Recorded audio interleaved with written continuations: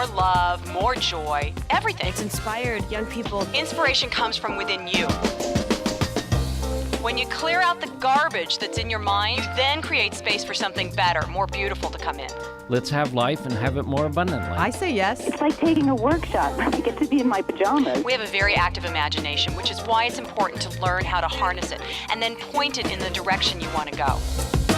I listen to your show every day. It's time now for Living Your Inspired Life with Susan Burrell. Susan is no-nonsense, inspirational, motivational, and fun. This is positive talk radio. Practical wisdom for everyday life. It's a gift you give yourself. Now, here's Susan. And welcome to Living Your Inspired Life. You're listening to News Talk 1590 KBTA, and I so welcome you here yet again for another episode of Living Your Inspired Life. And again, if you've missed anything, go to the website livingyourinspiredlife.org and check out all the good stuff that we're doing and evolving into and we're about, because we're about tuning in and tuning up and developing a power perspective. So today I have Todd Waddington joining me again. I'm so grateful you're here. Oh, I'm grateful to be here because I got a sneak peek at what the topic is and I'm really excited. Yeah. I think we're going to have a good conversation, juicy. So just to kind of set it up for everyone who's listening, we've been Living Your Inspired Life the last few shows. We've been talking about completion and how do you want to end this year, 2013, and how do you want to be intentional as you go into the new year, the next year of your life. And one of the things I personally have been contemplating is this. It's all going to make sense, believe me, everybody. I've been contemplating this idea. I had a conversation with somebody about being a warrior in your life. And I've been contemplating this idea of being a warrior because that is kind of my personal makeup is I'll stand toe to toe. You know, if I think there's an injustice, I will stand up for the injustice, you know, to be heard and seen. You know, I'm all about civil rights and equal rights and everything that's happening in this country right now around that just, you know, activates that warrior thing in me. And the thing I know about myself over this last couple of years is that warrior thing that has changed within me. I'm sharing this with you, Todd. That's changed within me, and really what I've want to do is be intentional about being a loving person, a loving place in the world, and maybe towing up to those things that I feel are injustices or inequalities from a place of love and compassion and collaboration, as opposed to us against them. I'm going to fight you for the thing I think is right. Yes. And well, you know, it's interesting because when you say warrior, I've sort of evolved on this whole thing because I used to think that warrior meant you against me and all this sort of thing. But I think it varies from culture to culture.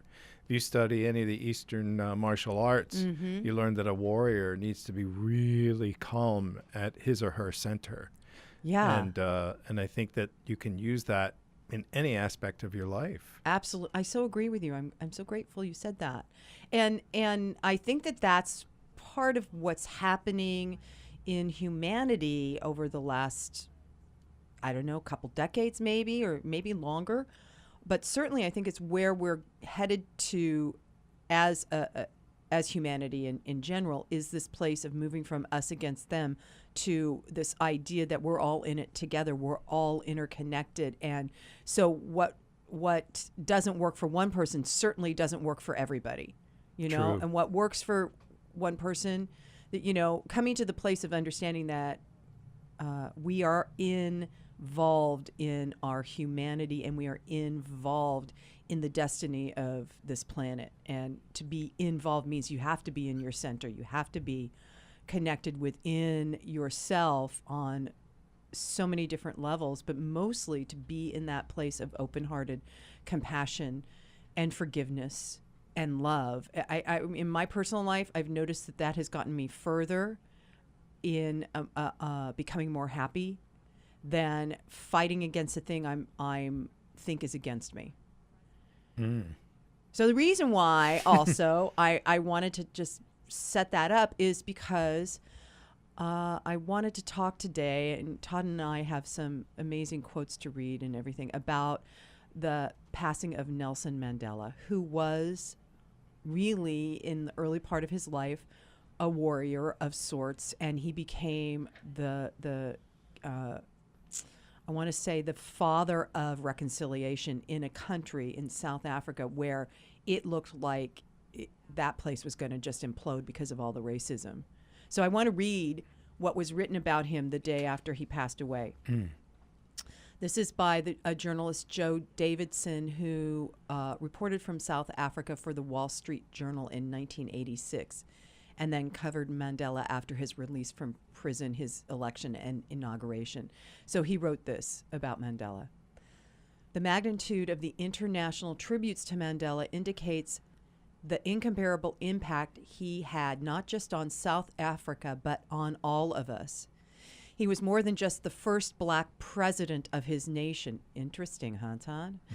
He led his country as it eradicated an entrenched system of white superiority, brutal racism, and black oppression, then created a new South Africa based on strong notions of reconciliation and equality that are protected by one of the world's most progressive constitutions. Mandela was a man of unwavering principle, though that did not prevent him from also being pragmatic. He refused to accept release from prison until after other political prisoners were freed and the African National Congress, which he helped to found, his political organization, was unbanned. Found guilty of sabotage against the apartheid regime, he was sentenced to life at the 1964 Rivonia trial. He stood on principle, and his words there became a defining moment in the Mandela mystique. He didn't deny that he planned sabotage and said he had determined that all lawful modes of expressing opposition to white supremacy had been closed by legislation, and we were placed in a position in which we had either to accept a permanent state of inferiority or to defy the government. We chose to defy the government. And 30 years later, he was sworn in as president of the South African government. So part of what I've found out about Nelson Mandela is he was a lawyer. He was trained up to be a lawyer. So he, and when he founded the African National Congress, is that what it was? Yeah. It was because he was enraged, and everybody that was participating, they were angry about the injustices. And here's what happened. South Africa, this is so fascinating. And when you look at timelines, this is the stuff I love because I'm like a pseudo historian. South Africa, after World War II, in 1948, passed legislation that basically said blacks were inferior, and it began to then move black people out of their homes. It destroyed families. They moved them into areas that did not have sustainability, food, water, whatever. They gave them low-level jobs. It was a country that legislated that right after World War II. What the hell? And the foundation of Israel. Oh my gosh. So here in the aftermath, we're spinning into the hemisphere, because certainly there were ex-Nazis that went to Africa, sure, right? Mm-hmm. So was that also fueling this legislation? I don't know. I digress. But it's interesting. Or just sympathizers, sympathizers. Yeah. But it's interesting that after that experience on a global level of one race trying to eradicate another, there's another country, and there's several of them right now in the world. There's another country that wants to eradicate another race. It's like, so I just found that fascinating. And Mandela, when he went to jail in 1969 or 1970, he was in jail for 25 years. 27 years. So what do you do when you're in jail for 27 years? Well, I love that you started with warrior, because what's coming up for me is that, he maintained that warrior mentality, but in a very different way. I mean, we look at it and say it's so miraculous, and it is. It's absolutely miraculous what he did with his life. but he continued to, or people continued to rally around him over the years, and so I think that he wasn't alone in it. He wasn't alone in this thing, but I think that he became of one mind. That's what seems to me to be the warrior aspect of this, is that to keep his eyes on the prize. Not that he knew he was going to walk out and become the president of South Africa, but he knew that the only way to get through this was to put a certain kind of blinders on that, and he began to just focus primarily on peace. Right, on reconciliation. Or peaceful ways. Peaceful ways, yes. And but like that quote that said, there was so much legislation that had been passed that there was no way to peacefully, although they tried to at the beginning, to peacefully get the apartheid regime to relinquish control. They had to defy. They had to move into that aggressive warrior aspect. And even though, what they did was not so bad compared to what the apartheid people were doing. Oh, yeah. Because they were breaking up families. Butchery. Butchery. Bloody. Very, very torture, all of that stuff. So when I was in college, I went to the same apartheid rally that President Obama speaks about, because we went to college together. And I'm a white chick, and I was in college, and I had a sorority sister who was black, and she was going to this rally, and I'm like, what is it? And she mentions apartheid. I'm like, so what is that? I don't know what that is. And I get chills right now as I'm saying this, because she began to explain to me what it was, and my warrior instinct kicked in, and I went with her. I was like, I'm going with you. I will stand with you. I totally agree that one race suppressing another is just wrong. And so I have a quote that Nelson Mandela said. He said, where is it? He said that no one is born hating another person because of the color of his skin or his background or his religion. People must learn to hate. And if they can learn to hate, they can be taught to love. For love comes more naturally to the human heart than its opposite. So I just think that's so amazing. Yes, and he said that at his inauguration celebration speech. Oh, he did? Yeah. I didn't know that part. I was pulling up the same quote as you did. Oh, my. Well, it's interesting because I agree with this. We are taught those opinions and ideas and belief systems that goes against our natural state of being, which is the truth of our being, which is that we are love, which is that we are all interconnected.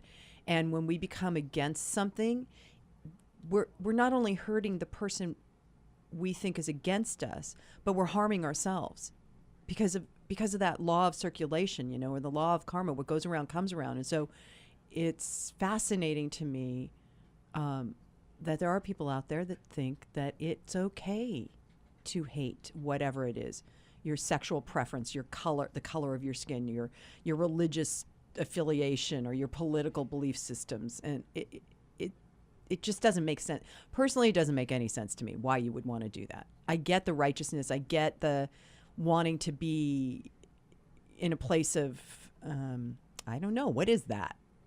What is that? It's thinking you're standing up for yourself? Righteous? Yeah, self-righteous kind of.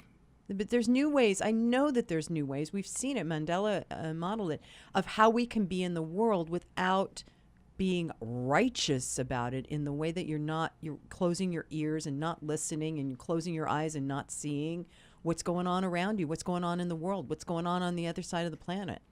Well, I think that this quote is wonderful, saying, nobody's born this way. They have to be taught. I think about the way that I was raised, in a working class family, and with racism all over my hometown. It was pretty bad. However, my family was very compassionate and my mother was always, I couldn't stand it at the time when I was a kid. She was always standing up for the underdog, that she'd say something about, somebody was giving me trouble at school, and she'd say, well, I know and she'd make a comment about the parents, that the difficulties that they were going through, or something she knew, and I have a bunch of stories that are like that. That, I grew up and learned compassion and learned things that I the same as you. I'm intolerant over intolerance.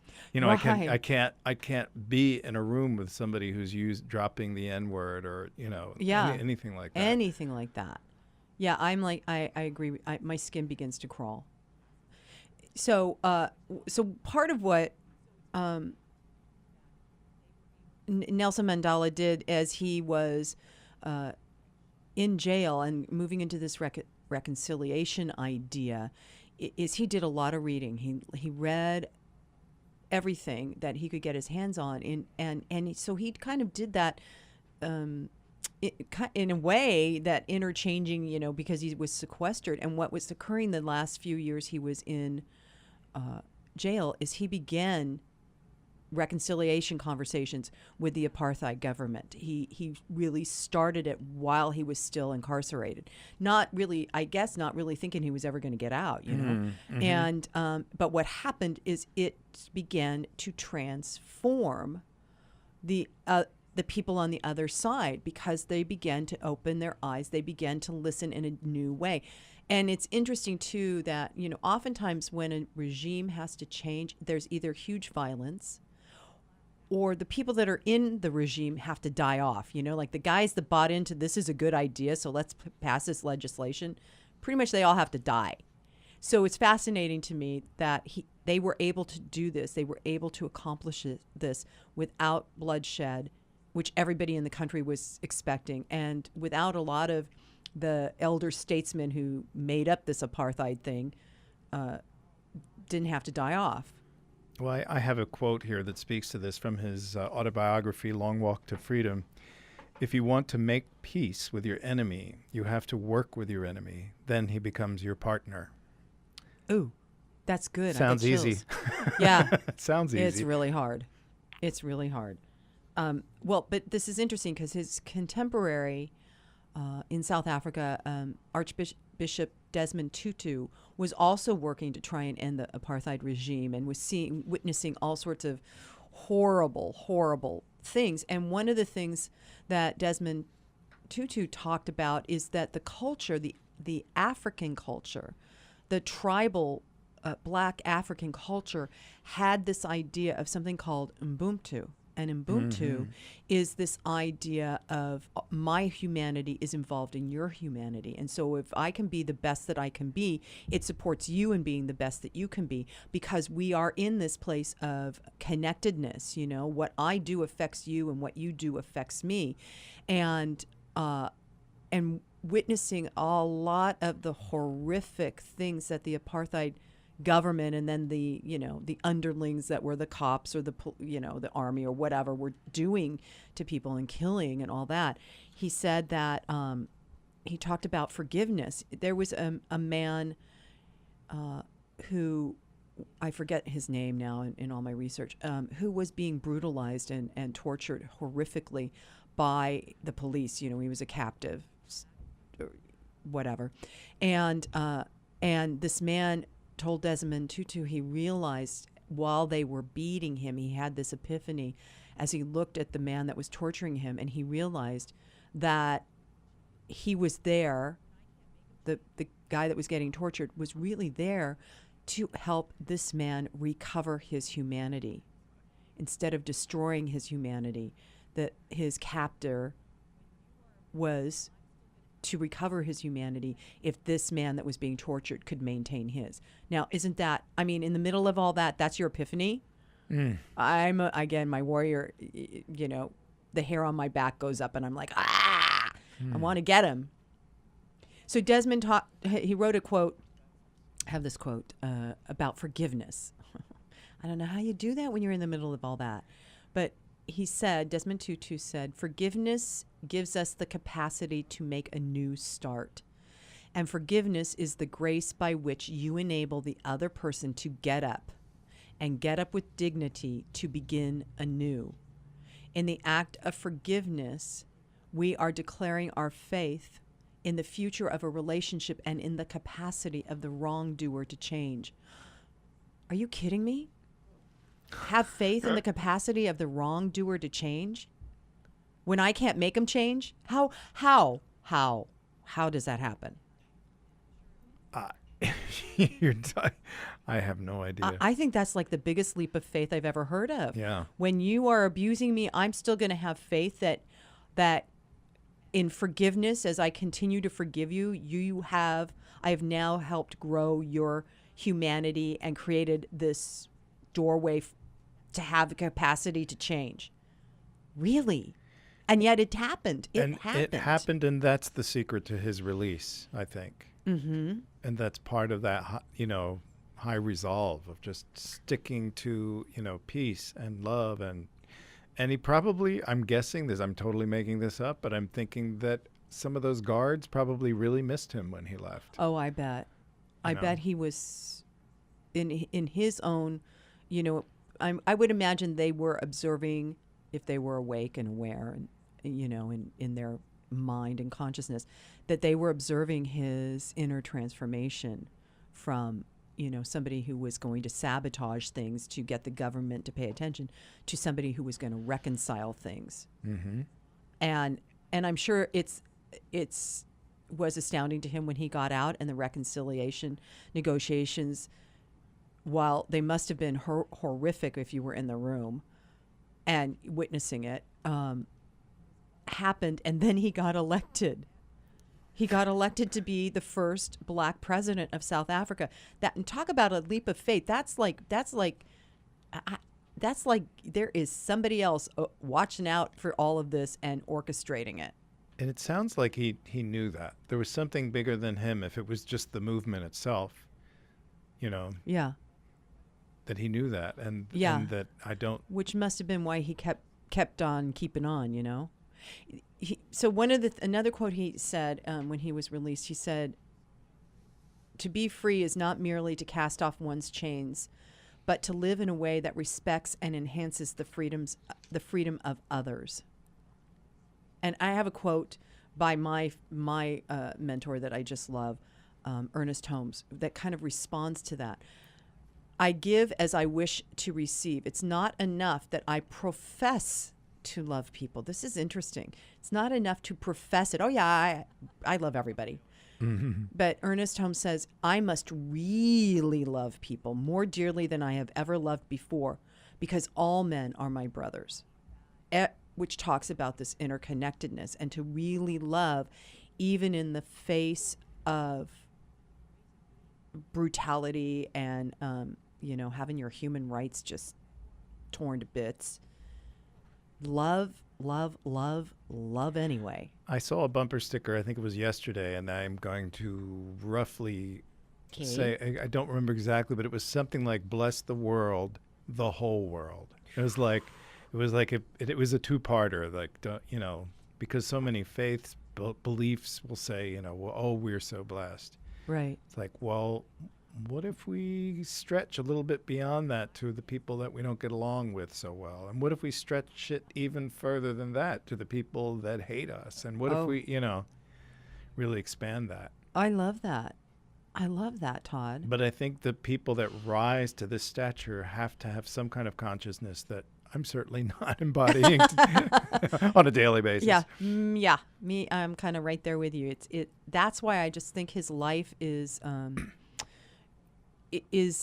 light that while he's, passed on, he has modeled ways of being in government for a nation, but for a world where we can reconcile, we can come to terms. I mean, in our country right now, for the last, decades, there's just this division. It's a divisive force, and the people that continue the division is because they've got this warrior attitude of, this is mine and I have to protect it, and you can't, I'm against you because you're against me. And so they got it backwards. Oh yeah, and it's happening on both sides. Right, I would right. like to say that my political party doesn't do that, but No, it's happening on both sides. It's happening on both sides. Because one of the things about that, about the art of engagement, right, whether it's war or love, making love, it takes both sides. Right. Otherwise, there would be no engagement, right? Everybody just kind of go along, happy. But when there is a conflict, it's because something has polarized, and both sides feel a need to defend or a need to attack or whatever, and then you just get into that vicious cycle. And coming to it with an idea of how can I make this world work for everyone, like you were saying earlier with the bumper sticker, bless everyone, the whole world. How can I do that? A world that works for everyone. Wow, wouldn't that be amazing? So another thing that I wanted to read, another quote Nelson Mandela said, is he said, I learned that courage was not the absence of fear. Were you just reading that? Was not the absence of fear, but the triumph over it. The brave man is not he who does not feel afraid, but he who conquers that fear. Okay, I currently am dealing with, some stuff in my life that makes me fearful. And when I read that, I was like, all right, I don't have to not be afraid. I just have to be willing to walk through my life knowing that the fear is not the thing that's going to undo me. The fear is not going to stop me from achieving what it is my intentions are. The fear is not going to keep me from being exactly who I am, a person of love and integrity and blah, blah, blah, blah, Well, I get this, and if I could just speak from a very human level, don't speak from a human level.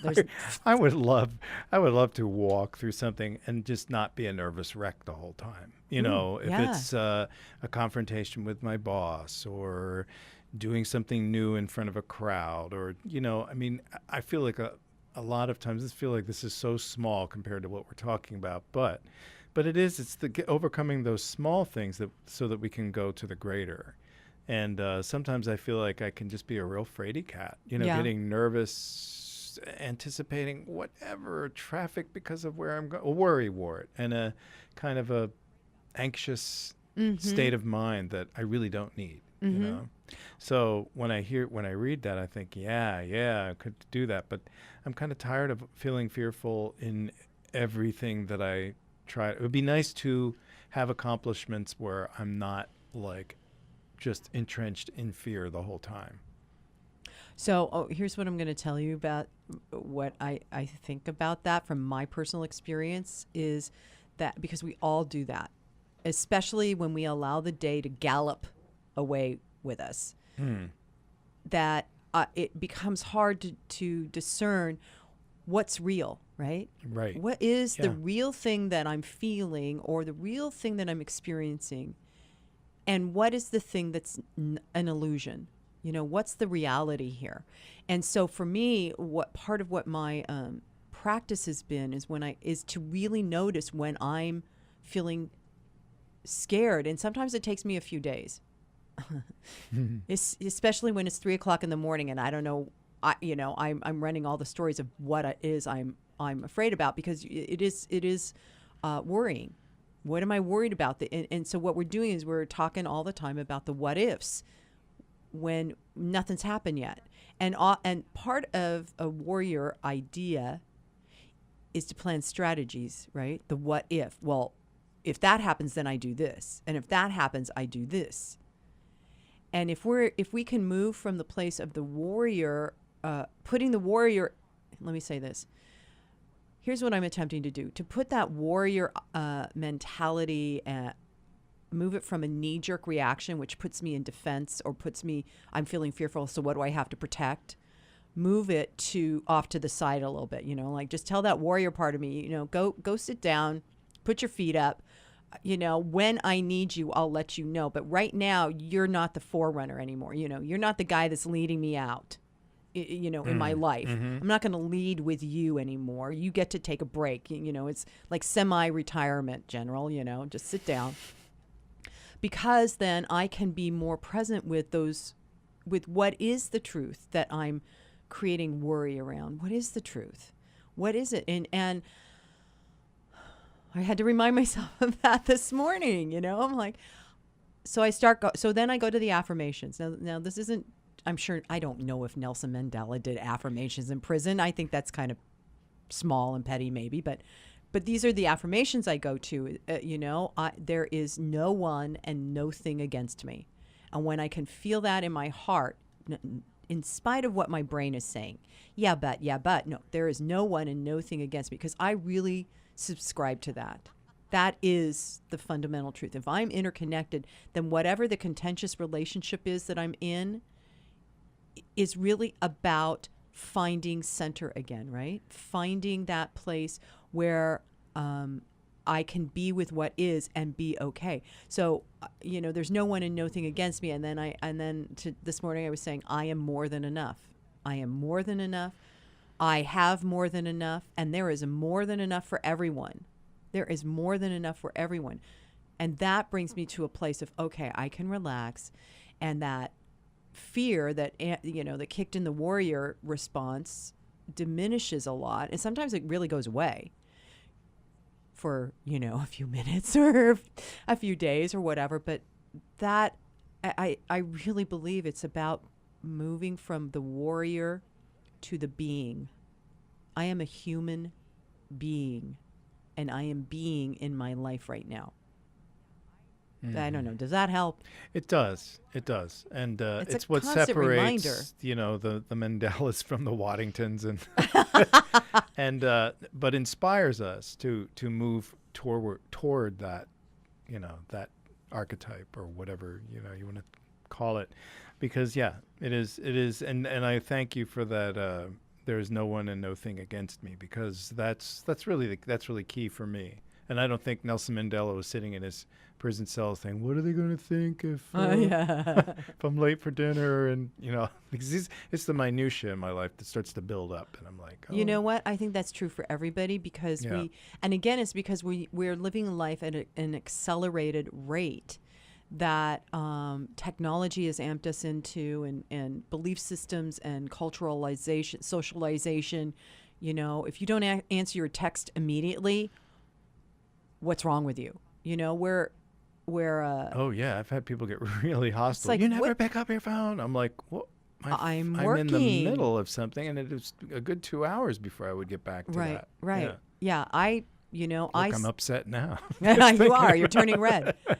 I intentionally, I decided, I don't know, within the last year, to be very intentional about creating boundaries in my life. And if my phone's ringing, and even though I may not be with a client, if it's somebody that I know I'm not in a place to deal with that, I will wait. I will wait until I am. And I'm not going to, this is my new affirmation. I'm not going to rush to that crisis. Ooh. I'm not going to rush to that crisis. So when somebody texts me, if it depends, and I do have to because it's become kind of a knee jerk. Oh, I got to answer that text right now. No, I can wait. I can wait a few minutes or a day or whatever it is to be ready to deal with that. Of course, if it's, do you want to go for coffee? Sure, yeah, I can. But if there's issues in it, no, I'll wait.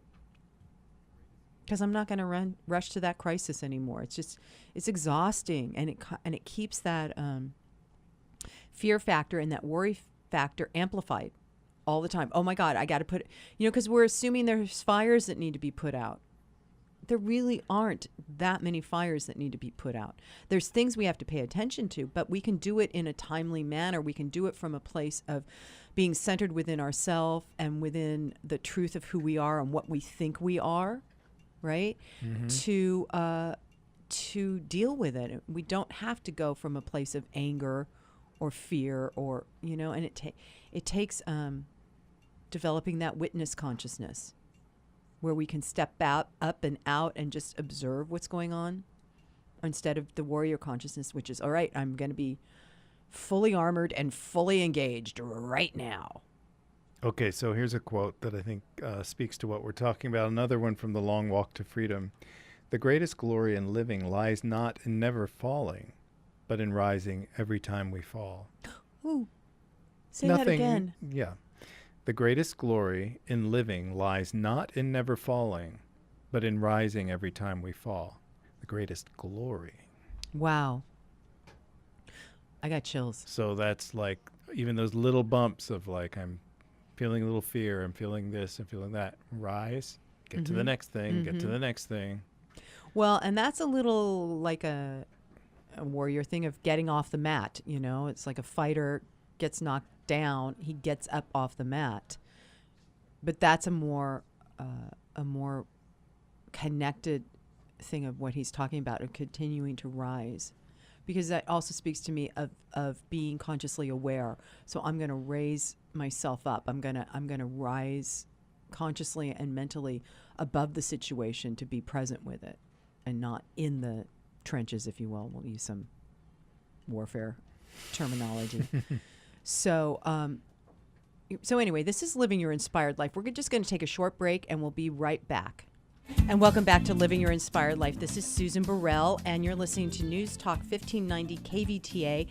And Todd Waddington is in the studio with me today, and we're talking about Nelson Mandela and you know the what he modeled to the world by just living his life with a lot of questions, with a lot of fear, with a lot of, you know, I don't know if I'm doing the right thing, but I'm just going to keep on keeping on.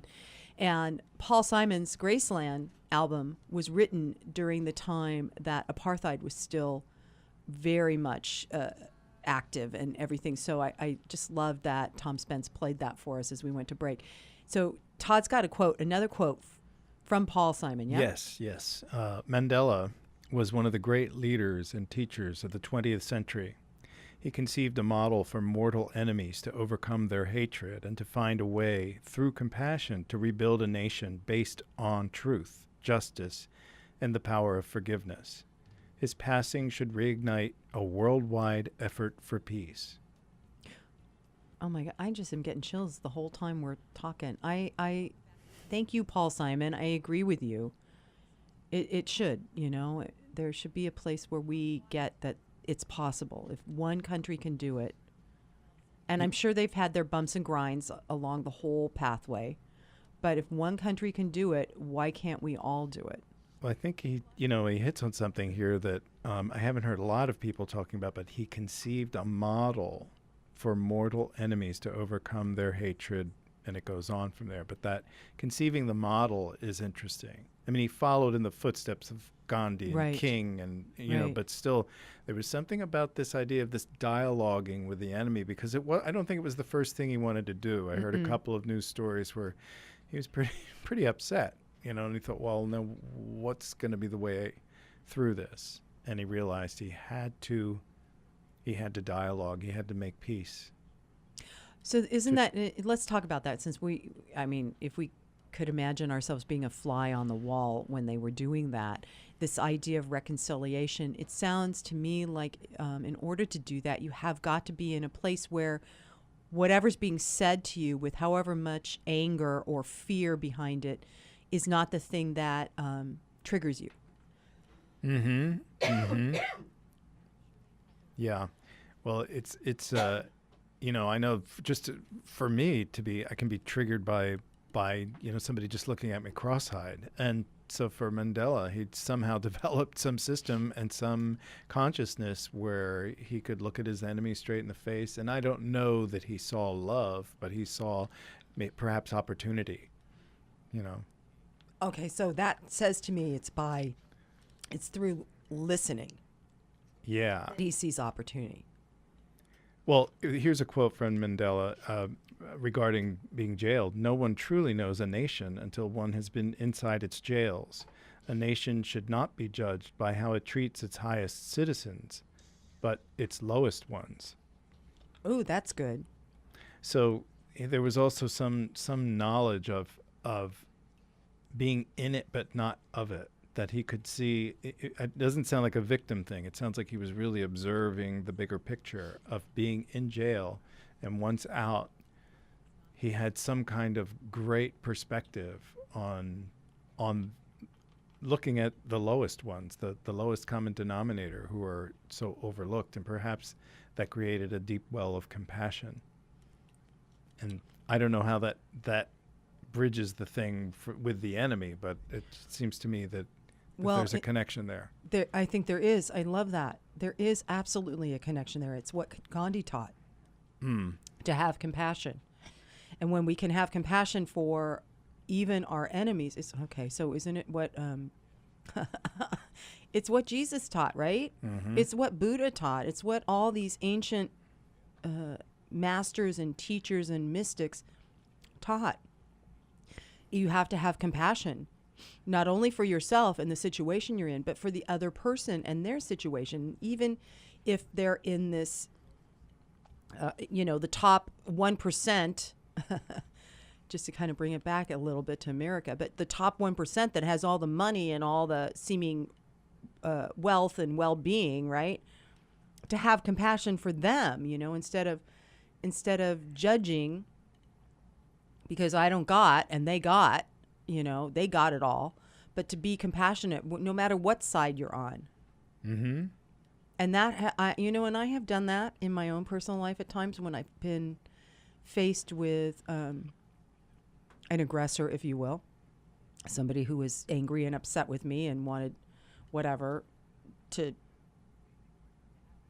kill me, whatever it is, mentally, emotionally. And when I got to places of compassion about that person being so angry and hateful, I realized they were really fearful, and I could be with them in their tirade or their anger and realize there wasn't much to do except just listen. So I would imagine part of the reconciliation piece of this is the listening, the deep listening to what's being said, but also what's not being said. The stuff that is really kind of based on I just keep imagining it's based on fear. You're different from me, and so I'm afraid of you. Right. Or I'm in the top 1% of the country, and I am afraid that I will lose everything I have if, and this happened during the Civil War, in our country. I'm afraid of what I'm going to lose. The South was very afraid of losing their financial well-being if slaves were free, because then who's going to work their plantations Right. for nothing, Then they'd have to, it's going to cut into my overhead. I'm going to have to start paying these people. What are you, nuts? Well, and that's the whole corporate argument today, with anything changing, with healthcare, whatever you want to call it, the rise of minimum wage. Mm-hmm. Can't cut into those corporate. We can't make corporations wrong for that either, because that's the system we built. Of course, they're going to get upset. So Right. how do you resolve it? Right. But that's a little bit off topic. But that's But it's all on topic, because this is the amazing thing that this man was able to transcend, to hold all of these pieces. Yeah. The oppression of the haves versus the have-nots, and to be able to pull all of that together.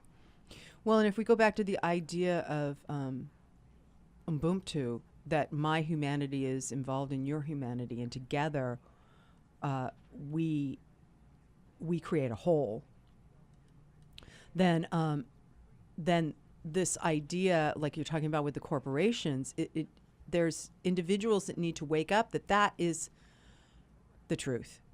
It's not about how much money can I make, but it's about how, again, this goes back to what we're talking about on Living Your Inspired Life the last few weeks. How do I want to be in the world? How do I want to interact, not only with myself, but with other people? And how can I live the best life that also creates a world that works for everyone? And there's so many people that are so fearful they don't even see that that's a possibility, whether they have money or they don't have money. So many of us, which I think goes back to your worry wart, being afraid, is because we're so amped up and so busy trying to get through the day that we're not taking time to develop our inner sense of awareness and our inner sense of compassion. And I would imagine Mandela had so much time to contemplate his life. What had he done? What did he want to let go of? What did he want to forgive himself for, or judge himself about? And same with the people that he interacted with on either side of the fence. I would imagine he had so much time to contemplate that also brought him into a deeper awareness that we're all one. That if I harm someone else, their humanity diminishes, and if they harm me, their humanity diminishes. I have another quote. Yippee. This is from the Dalai Lama. The best tribute we can pay to him is to do whatever we can to contribute to honoring the oneness of humanity and working for peace and reconciliation as he did. Oh, that's good. But I love anything the Dalai Lama says. But it sounded like some of this what you were saying. you Yeah. know, honoring the oneness of humanity and working for peace and reconciliation as he did. Yeah. I imagine that there are, and maybe this is just my imagination, but I imagine that there's many people in the world that are actually doing that work, and they're not necessarily, a Nelson Mandela or a Dalai Lama or a Mother Teresa. That's what I know. The people that I'm interacting with, there's many people that are really trying to find better ways to be in the world and how to connect and how to work together to build a better world. There's so many nonprofits that are doing that, and now that the major corporations are beginning to do that. How can I give 10% of my earnings to groups that need it, or 20% of my earnings? And I think that's something I'm considering as I go into the new year is what percentage can I give away to support other people that are in need of it? What percentage of my money or my time or my talents can I give so that I'm supporting humanity becoming aware that we're all connected? Well, that sets off a whole circulation thing, doesn't it? Mm-hmm. Absolutely, it does.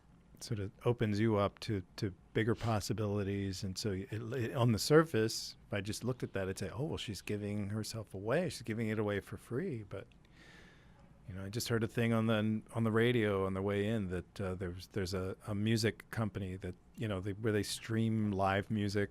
I'm not going to name the company, but anyway, they're going to start giving it away for free in the hopes that people will subscribe to their channel. And, there is something interesting. That's just, flat out capitalism, but there's more and more a philosophy of, it feels like what we're talking about is eking its way into like corporate America, into the capitalist structure. And because, there has to be new ways to earn, new ways to create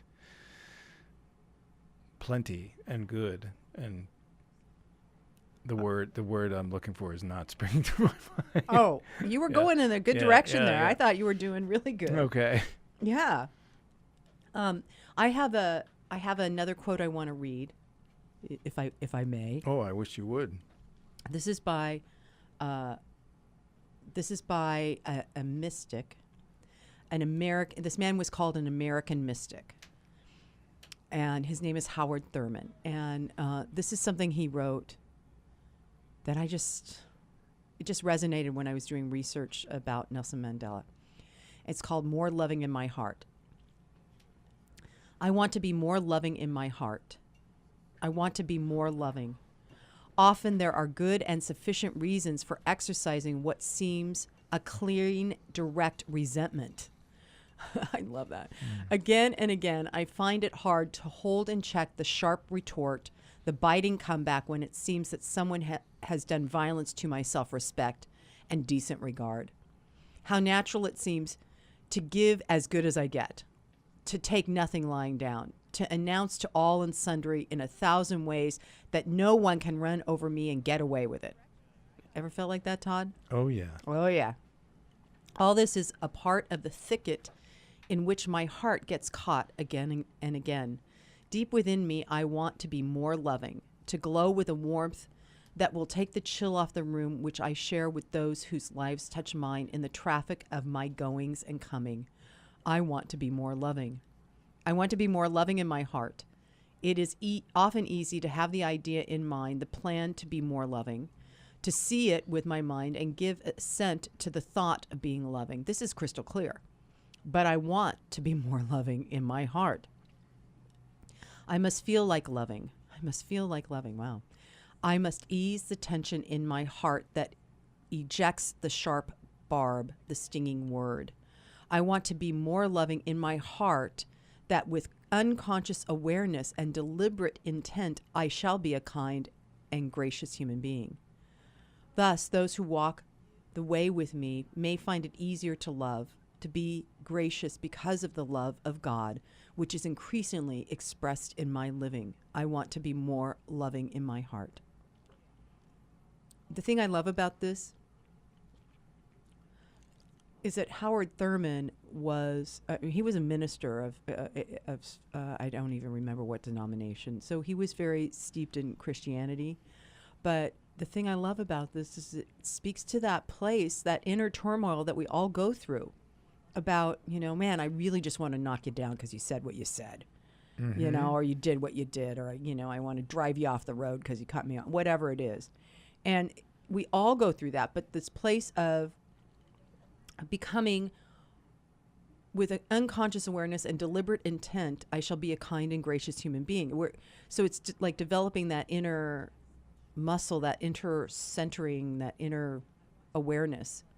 And the thing about Howard Thurman is that he founded in San Francisco, now I can't remember when, it might have been in the 50s, after he'd traveled around the world with his wife. He founded a church that was basically an all-faith, all-race church. So it didn't matter what color of your skin or what other kind of spiritual background you came from, religion you came from. You could go and be in connection with other people and be loved, be that place of loving. And he was also black. Which I don't know that, lots of people that know of him don't necessarily know that. So to be, again, he was another forerunner in our country, yet another one, like Martin Luther King, who was seeing that we are connected. We're all interconnected.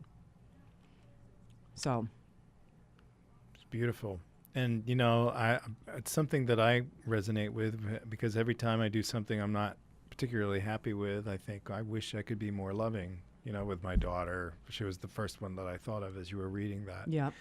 And I certainly do, and I return to it, and I think I'm a pretty good dad, but there are often times that I'm just up against it and feel like I can't draw on one more thing. Right. And yet I go back to the well. Yep, you have to. Well, the thing I read about Nelson Mandela is he personally said, I am not a saint, I am not, I'm a human being and I've made mistakes and I'm going to keep making mistakes. And so he was always in that self-questioning place of, did I do the right thing? Is this the right thing? Is this really what I want to do? And because he's a human being and we say things that we don't mean, or we do things that we think, oh my God, why did I do that?